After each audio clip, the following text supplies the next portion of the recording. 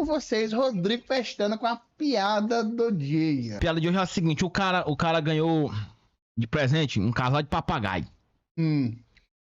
Aí tá aí, cara, pra tu um papagaio é o macho e a fêmea. Aí, rapaz, como é que eu vou saber, cara, qual é o macho, qual é a fêmea? Ele, rapaz, sei não, tu te vira lá na tua casa. Aí ele, beleza, ele pegou, botou os papagaios em casa.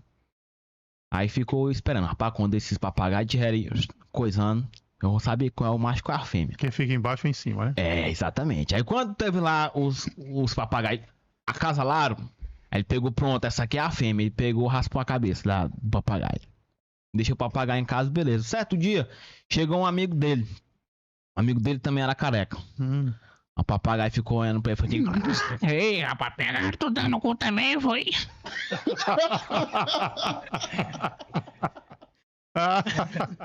Ele errou. Ele errou. Raspou a cabeça errada.